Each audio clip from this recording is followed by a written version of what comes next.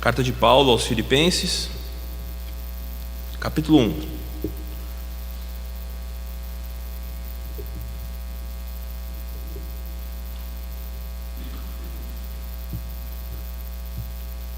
Eu lerei dos versículos 1 a 11. Peço que a igreja acompanhe. Diz assim a palavra de Deus: Paulo e Timóteo, servos de Cristo Jesus, a todos os santos em Cristo Jesus, inclusive bispos e diáconos que vivem em Filipos, graça e paz a vós outros da parte de Deus, nosso Pai, e do Senhor Jesus Cristo.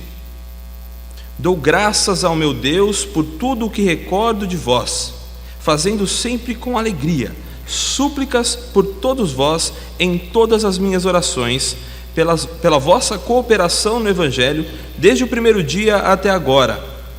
Estou plenamente certo de que aquele que começou a boa obra em vós há de completá-la até o dia de Cristo Jesus. Aliás, é justo que eu assim pense de todos vós, porque vos trago no coração, seja nas minhas algemas, seja na defesa e confirmação do Evangelho, pois todos sois participantes da graça comigo. Pois minha testemunha é Deus, da saudade que tenho de todos vós, na terna misericórdia de Cristo Jesus. E também faço esta oração: que o vosso amor aumente mais e mais, em pleno conhecimento e toda a percepção, para provardes as coisas excelentes e serdes sinceros e inculpáveis para o dia de Cristo, cheios do fruto de justiça, o qual é mediante Jesus Cristo, para a glória e louvor de Deus. Até aqui, meus irmãos. Intenção a gente, na medida do possível, caminharmos juntos com a exposição dessa carta. E antes da gente começar a tratar nos detalhes do que está sendo dito aqui, é necessário que os irmãos conheçam um pouco do contexto desta carta. Primeiro, o seu autor. Fica evidente, irmãos, que é Paulo quem escreve a carta. Ele assina isso no prefácio. Não há muitas disputas quanto à questão da autoria. A data, consideremos a década de 60 depois de Cristo, entre o ano 60, 62, alguns consideram 61 depois de Cristo. O local, o apóstolo está preso. Ele escreve essa carta em prisão, uma das cartas que ele escreve em prisão. O destino, evidente, são os filipenses, a igreja de Filipos, e que não é uma igreja desconhecida do apóstolo. O apóstolo conhece aquela igreja. Foi ele mesmo quem foi instrumento de Deus para a fundação dela.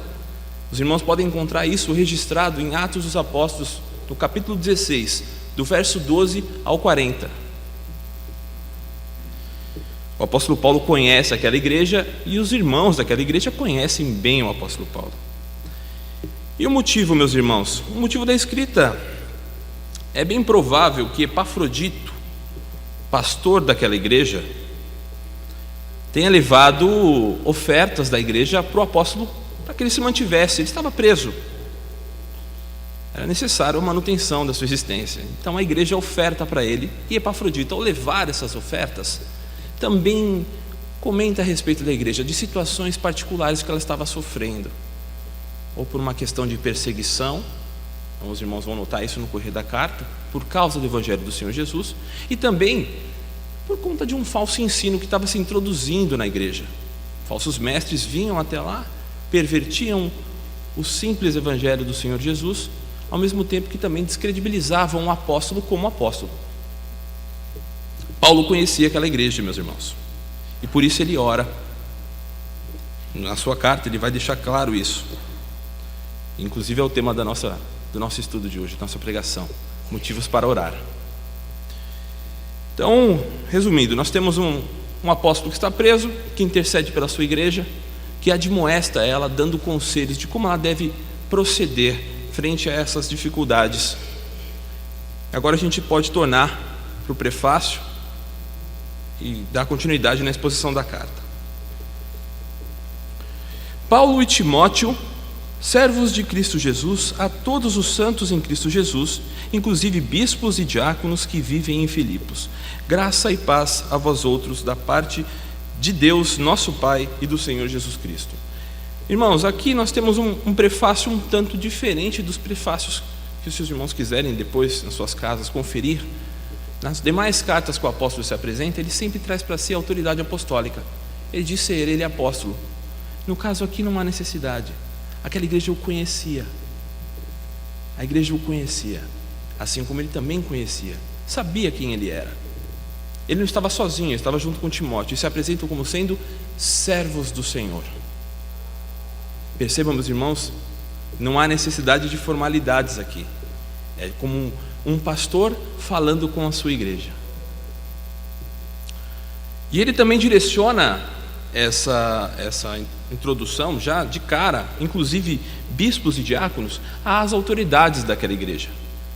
É claro, falando com as autoridades, a nossa igreja, a igreja de Deus é uma igreja organizada, ao menos procura ser.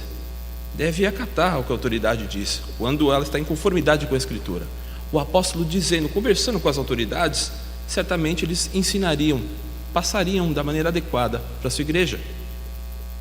E conclui, meus irmãos, com uma saudação comum que nós vemos em todas as suas cartas: graça e paz a vós outros, da parte de Deus, nosso Pai, e do Senhor Jesus Cristo. Saudação que o apóstolo comumente utiliza nas suas cartas. Então vamos dar sequência agora a partir do verso 3. Vamos fazer a leitura até o verso 8. Sigamos. Dou graças ao meu Deus por tudo o que recordo de vós, fazendo sempre com alegria súplicas por todos vós em todas as minhas orações, pela vossa cooperação no Evangelho, desde o primeiro dia até agora. Estou plenamente certo de que aquele que começou a boa obra em vós há de completá-la até o dia de Cristo Jesus.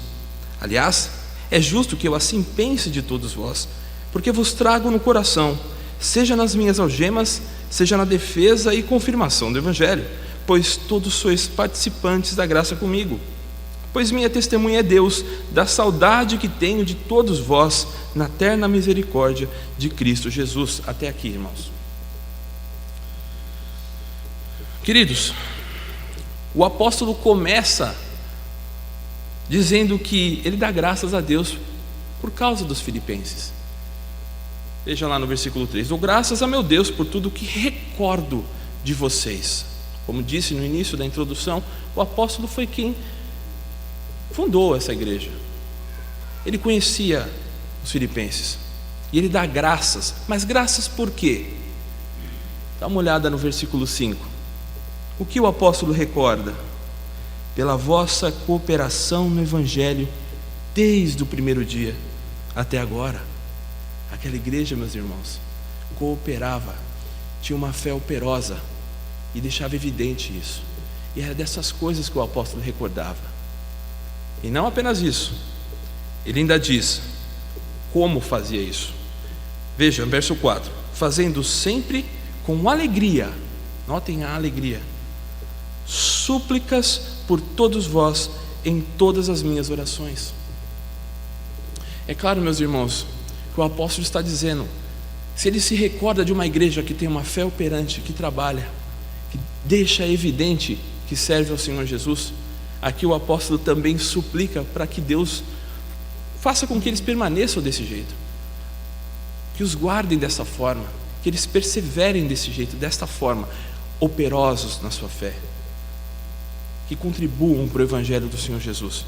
E ainda diz na sequência, no versículo 6, que muitos de nós conhecemos essa passagem: pois estou plenamente certo de que aquele que começou a boa obra em vós há de completá-la até o dia de Cristo Jesus.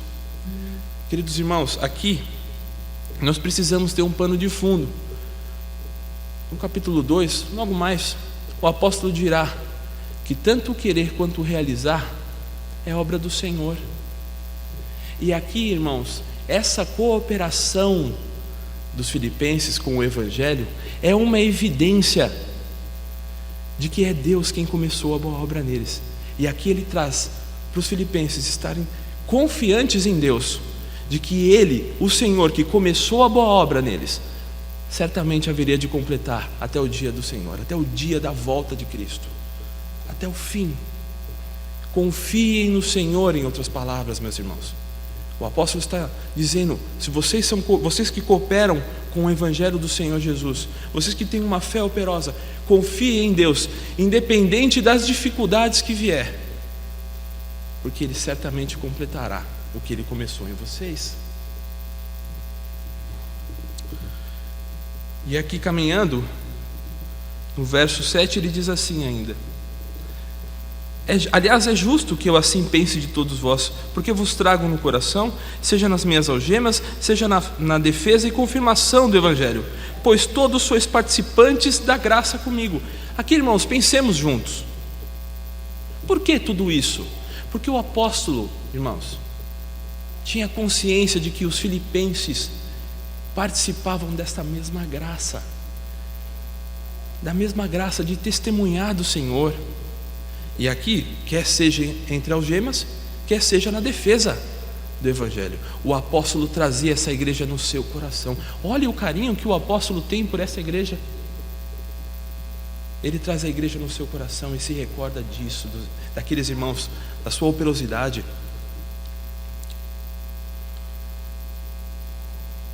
E ainda no verso 8 diz assim: pois minha testemunha é Deus, da saudade que tenho de todos vós na terna misericórdia de Cristo Jesus. O apóstolo Paulo ama aquela igreja, meus irmãos. É como um pastor escrevendo para a sua igreja, irmãos, que se recorda das boas coisas que ele viu ali, que ele presenciou. Nós sabemos o que aconteceu em Atos 16, verso 12 até o 40. Nós conhecemos a história de Filipos. Eu tenho certeza que os irmãos vão se lembrar. Nós temos duas passagens específicas que acontecem naquele lugar que os irmãos vão se lembrar, só de eu citar. Quem não se lembra da Lídia, que ouvia a palavra de Deus, e ali é dito que Deus abriu o seu coração para compreender, para que ela compreendesse a palavra. Ou quem não se lembra do carcereiro? O carcereiro conhecido, quando tem o terremoto, as cadeias se abrem e os prisioneiros permanecem por lá. Pois é, ali é Filipos, irmãos. Ali que começa. E ali, desde o início, a gente percebe essa fé crescente, essa fé operante. O apóstolo Paulo se recorda dessas coisas, se recorda daqueles irmãos e diz que os ama, que tem eles no seu coração, por causa da cooperação que eles tinham com o Evangelho. Agora, irmãos, vamos fazer uma reflexão por enquanto, antes da gente continuar. Teria Paulo motivos para orar a nosso favor, como ele fez com Filipos?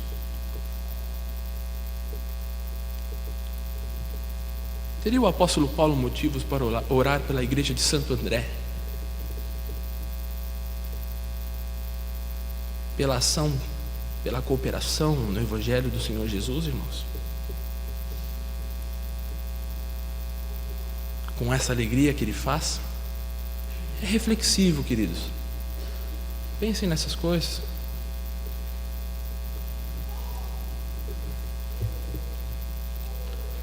E aí, seguindo, nós vamos para o versículo 9, que diz assim: e também faço esta oração, uma outra oração, agora em específico ele diz o quê? Que o vosso amor aumente mais e mais em pleno conhecimento e toda a percepção, para provardes as coisas excelentes e serdes sinceros e inculpáveis para o dia de Cristo, cheios do fruto de justiça, o qual é mediante Jesus Cristo. A oração que o apóstolo Paulo faz a eles, em específico, é esta, irmãos: que o amor deles, o amor que eles já manifestam por crer no Senhor, que isso aumente. Mas aumente no quê, queridos? Que esse amor aumente mais no pleno conhecimento e percepção, e toda a percepção. Aqui diz respeito, irmãos, a um aspecto mais da natureza do ser e da ação, ontológico e ação, percepção e ação. Que eles aumentem nisso, que o amor deles aumente mais e mais nisso. Isso para quê? Aí vem a pergunta: por que nós devemos aumentar, ter esse amor aumentado? Vejam lá o que ele diz. Verso 10: para provardes as coisas excelentes e serdes sinceros e inculpáveis para o dia de Cristo. Para aprovarem no conhecimento, para aprovarem as coisas e serem encontrados sinceros, íntegros e inculpáveis no dia do Senhor. E cheios do que, queridos irmãos? Cheios do que?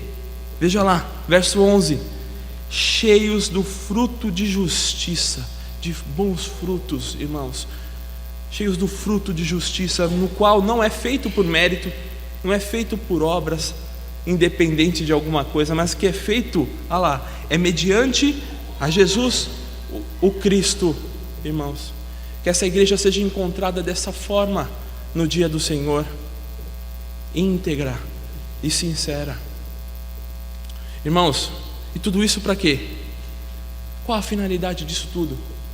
O apóstolo conclui: para a glória e louvor de Deus. Para a glória e louvor de Deus. Irmãos, aqui mais uma reflexão, aqui cabe mais uma reflexão. Temos agido assim, irmãos? Temos crescido no amor, em conhecimento? Temos crescido no amor em toda a percepção?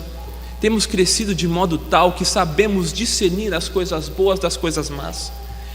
Temos crescido de modo a fazer separação do que é falso para o verdadeiro, em dar ouvidos à palavra de Deus, no conhecimento de Deus, e despachar aquilo que não interessa? Temos crescido dessa forma, irmãos? Será que temos motivos para orar?